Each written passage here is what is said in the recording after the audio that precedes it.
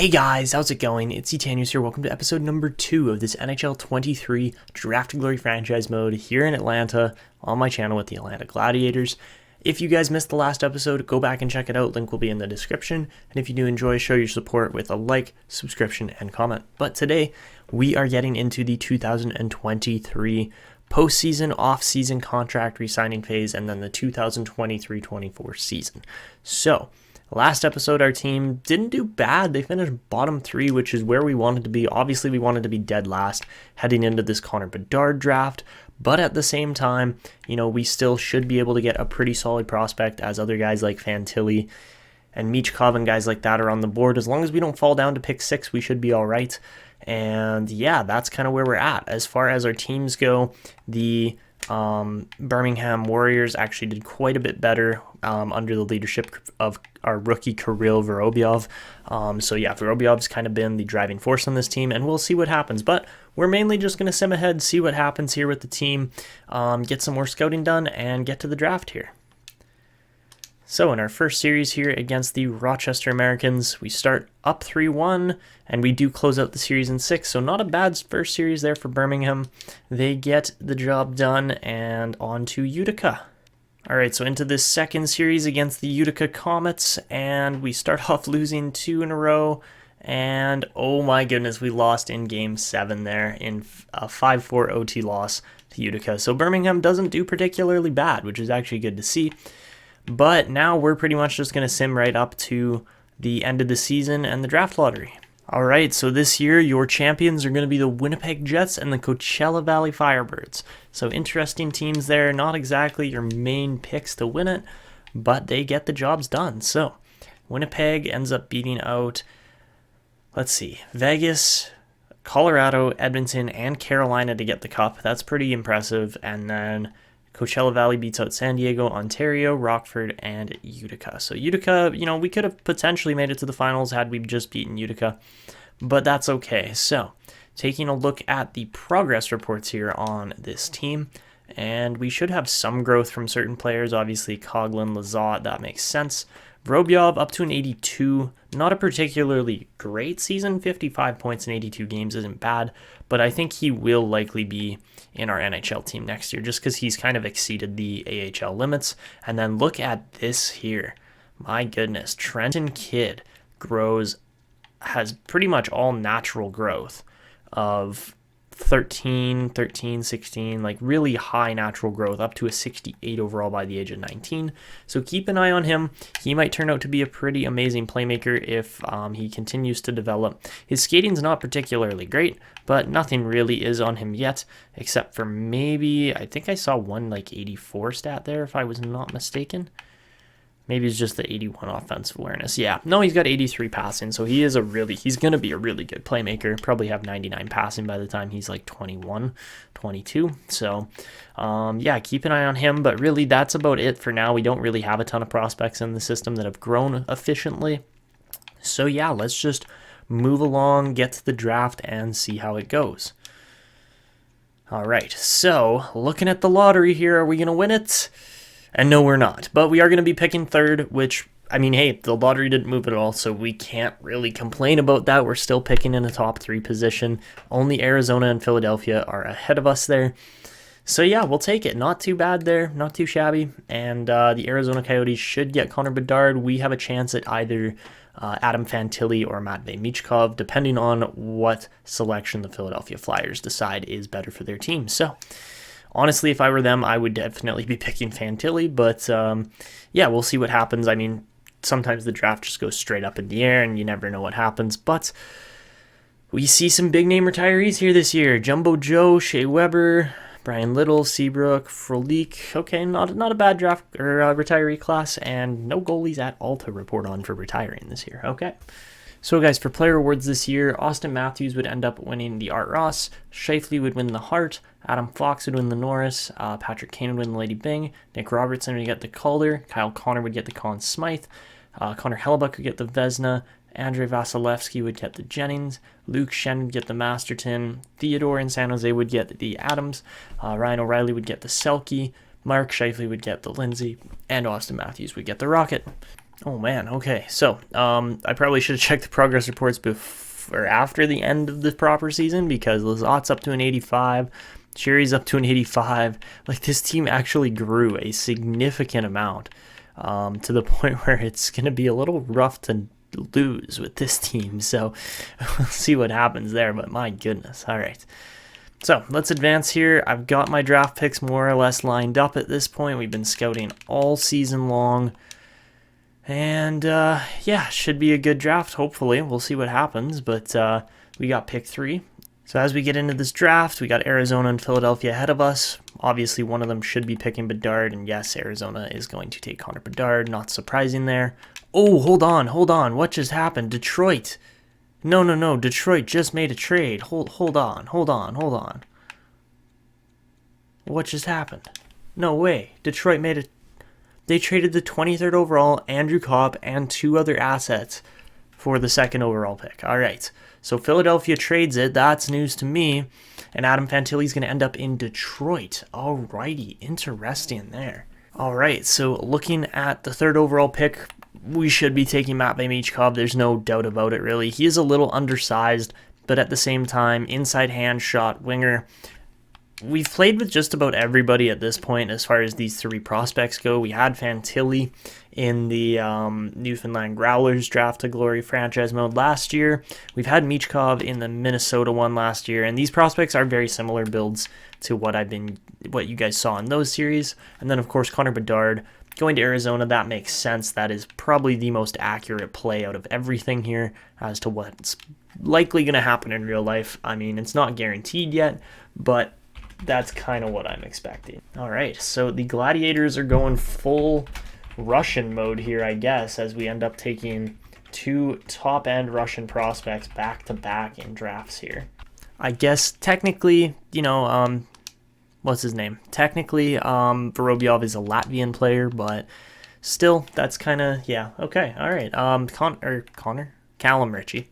Not exactly the player I was expecting LA to take. I thought for sure they were going to take that D-man, but all right, Callum Ritchie ends up as an LA King. And let's simulate over to pick 36, just kind of stop up here, call a timeout, and do an overview of the first round. So yeah, Myers goes 6th there, Dvorsky goes 7th. All right, really, really strong draft here. What's his name, though? Cam Allen fell way further to Seattle than I was expecting. And how about Zach Benson at pick 15 for the Canucks?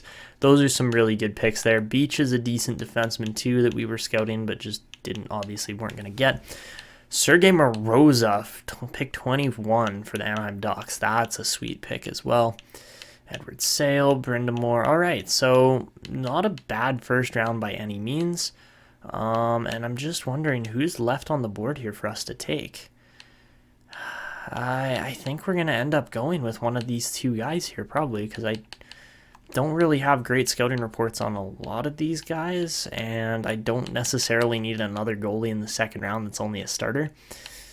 So I think I'm going to take Oren Strome on the potential. Sure, he won't play till he's 22, probably, in the NHL, versus Bonk could be in the NHL by 20, but I don't necessarily trust low top 4 potential either on top end prospects. It usually doesn't turn out very well. So let's go with Oren Strome just to guarantee the pick and potential. And he'll be 58 overall, so not a particularly great 2nd round pick, but better than the other potentials that we've seen so far. So as we move over a little bit further here, yeah, really Latinen, Bonk, Ponikarovsky, like none of these guys screamed high potential to me. And really, I think we do get one of the better 2nd round prospects here in Oren Strome, so we'll stick with that. That's about as good as we're going to get in this draft, I guess. So up next, do we go with Jim Wild? I feel like he's going to be a low 6 kind of prospect. I did see a little bit further down here. He's a little off the board, but he's not quite going to fall to our next pick, I think. He's going to be just off. Like, we literally pick up pick 102. I'm going to take Philip Sekras here, or Sekras, however you say his name, because he's a guaranteed medium top 4 offensive defenseman, and he's actually 60 overall. Okay, so sure, let's take it. Philip Sekras, just guaranteed potential again. That's kind of what we're trying to work with here in this team.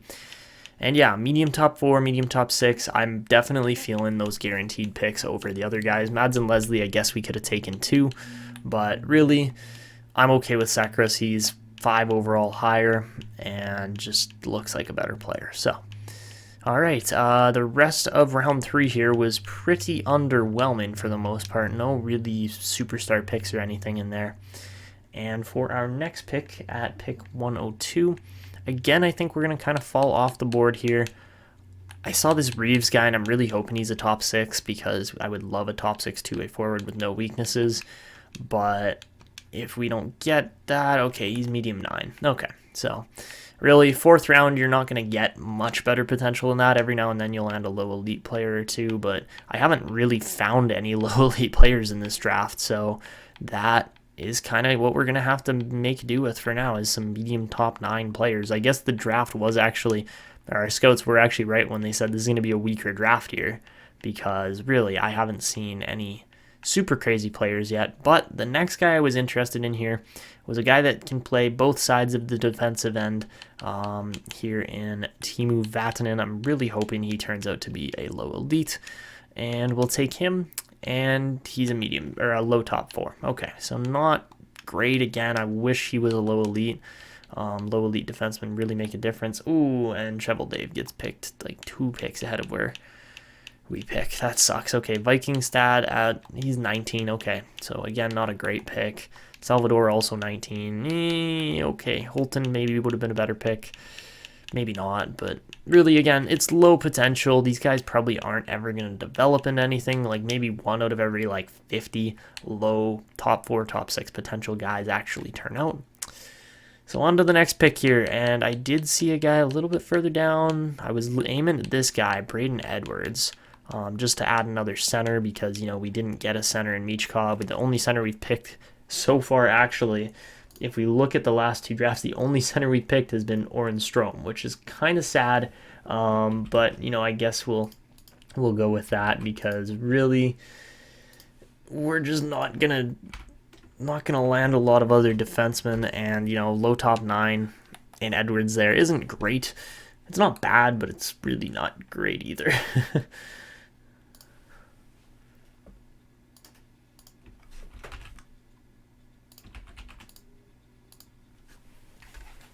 All right, so as we simulate over to our last pick here of this draft, we will move on, just see, okay, Shikarov would have been better, maybe, but yeah, wow, this was kind of a crappy draft class overall, not gonna lie. Like, normally we land slightly better players than this.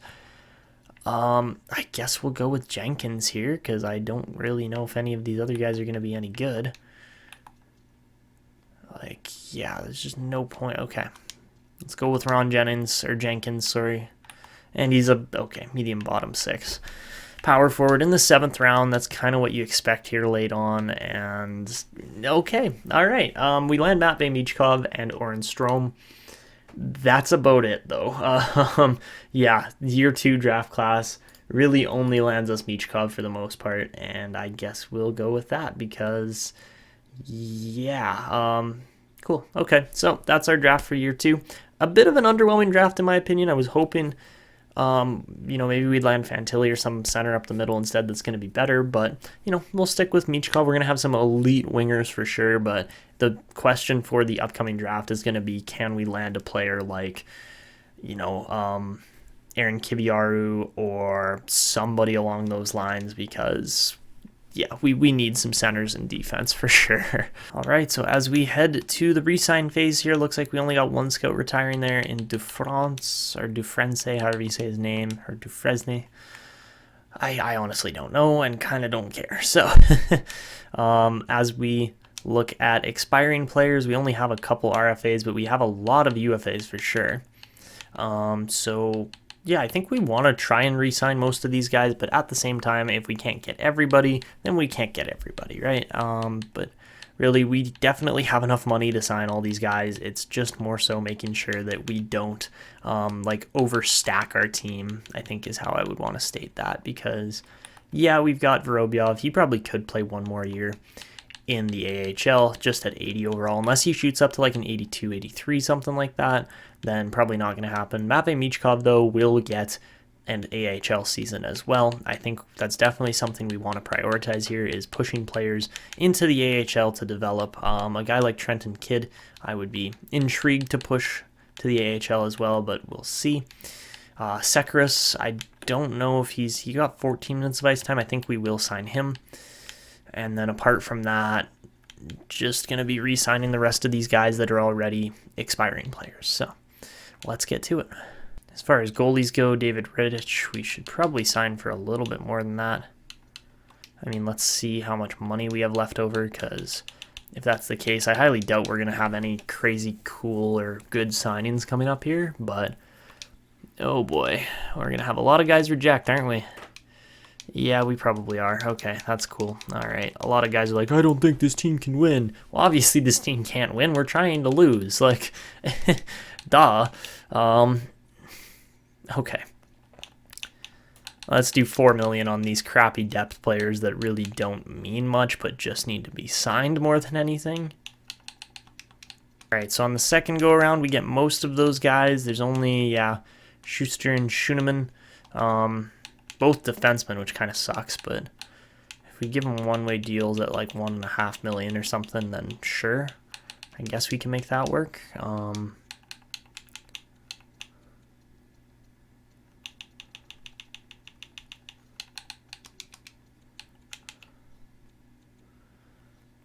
And then one other thing I want to check here, now that we're a decent ways into the re-signing phase, is are there any pending free agents that we could potentially sign? Let's see. I honestly don't think there will be. Oh, maybe Trevor Moore. We could go out and sign Trevor Moore. That might not be a bad idea.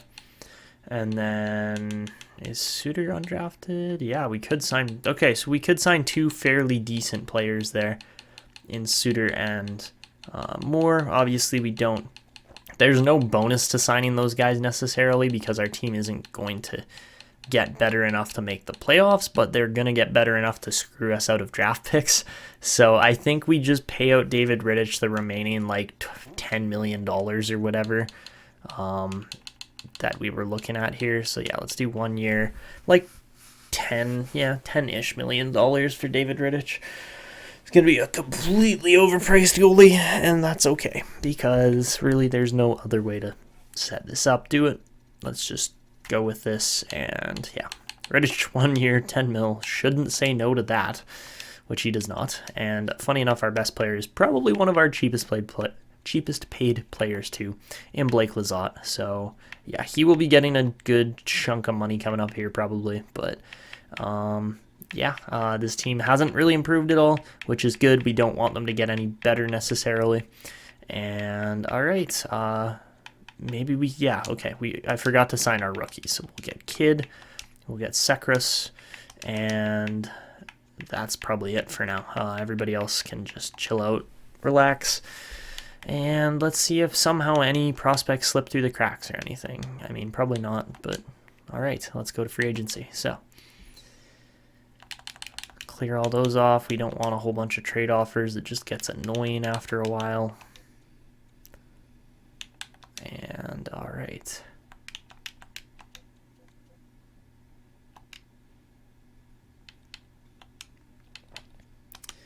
So as we look into free agency, we've got $5 million to spend. Not really enough to go out and sign anybody of any real value. Trevor Moore we probably could sign, but again, we don't need to. There's just no need for that. So looking at prospects here that have surpassed their RFA kind of status and stuff, most of these guys are going to be picked.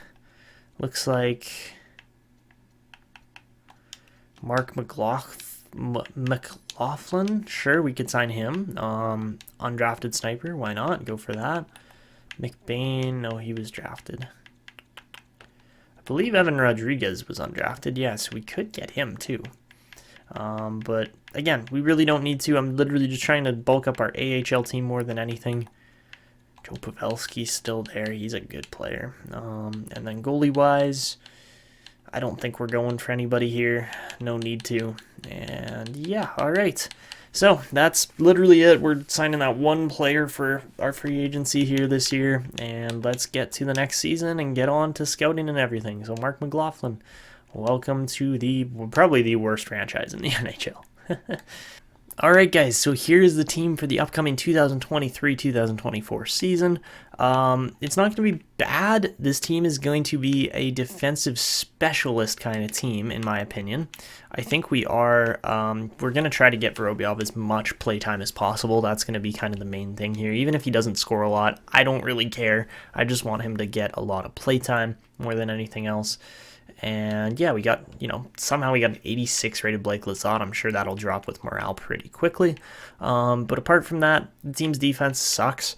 The goaltending is even worse. And really, I don't expect performance out of that team, but we'll see what happens, of course. The power plays are all negative. They're all terrible because we have so many two-way forwards, two-way defensemen on this team. The PKs, though, are lovely. +2, +2, +1. 0, +1, 0, right? Like, that's really good penalty killing. And then extra lines, feel free to pause if you want, but they kind of just suck as well. Like, they're not going to be good, or they shouldn't be good anyways. We got Vorobyov as the extra attacker, just to get him that extra bit of playtime. And Rittich and Thompson in net is about as meh as we're going to get. In the AHL, we're trying to get Trenton Kidd a ton of playtime as well to boost his growth. I think Matvei Michkov should be able to dominate the AHL this year as a 78 rated rookie. But yeah, we'll see what happens there. We've got Mark McLaughlin, our new signing there. I've actually got high hopes for him, but at 24, I don't see him going very far either. So yeah, we'll see what happens with this lineup. It's not a bad lineup at all, except for maybe, Philip Sekras, which we're trying to just get him a ton of playtime, and Ian Blomqvist as well, who, again, is a meh goalie at best, and yeah, we'll see. So that's the team. That's where we're at. And it should be a fun one for sure. But at the same time, I don't see this team necessarily going very far either with the Birmingham Warriors either. They should be good, but I don't know if they're going to go anywhere in the playoffs either. So looking at the draft class for this upcoming year, and Kiviharju is going to be the number one prospect there. Macklin Celebrini would be a great pickup, and it looks like there are just a ton of centers in this draft this upcoming year. So that's going to be fun. Hopefully we'll be able to pick up at least one good center or defenseman. That's kind of what we're aiming for in these upcoming drafts, is build down the middle, build up the defensive core as well. And yeah, it's really just Kiviharju and then a ton of forwards until like Hedberg here. So yeah, unless we're landing the number one overall pick, we will likely be picking a center. And apart from that, who knows? Maybe we actually get some draft steals in this upcoming draft, because so far the only one we've landed is Kidd. Everybody else has kind of been below average, if not just utterly terrible. So yeah. So guys, heading into this season, here's what we're looking at for team overall ratings.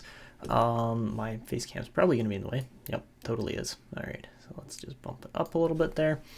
You can see these are the jerseys again. I think I showed you guys this last episode too, but Michkov looks pretty sick in them. I do appreciate that. So we're looking at 75 offense, 71 defense, and 65 goaltending for this upcoming year for the Birmingham Warriors.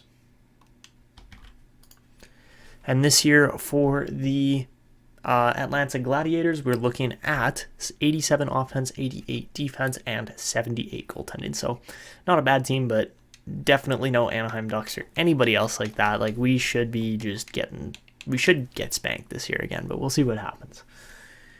So I'll be back with you guys at the end of the regular season simulation to see how our team does, where we finish, and if we are going to be picking high, low, somewhere in there, or what. But I'll be back with you guys in just a second. Alright guys, so this season the Atlanta Gladiators go 31, 38, and 13 for a last place finish in the Metro with 75 points. There's definitely a little bit better than last year, 75 points versus 70. The Anaheim Ducks are going to win the President's Trophy this year. We're going to finish 29th in the league, so fourth last. Tied for fourth last, I guess, with Tampa Bay. But we actually had more regulation and overtime wins, so we'll probably be higher than them.